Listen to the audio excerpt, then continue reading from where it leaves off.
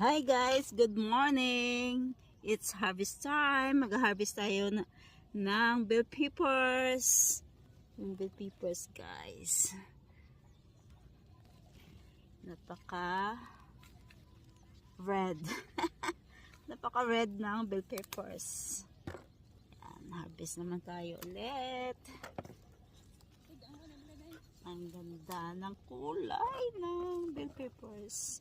Pulang-pula. Magsigang kami today guys. So, ito yung ilalagay namin sa sigang. Kaitan, bell pepper, pampabang.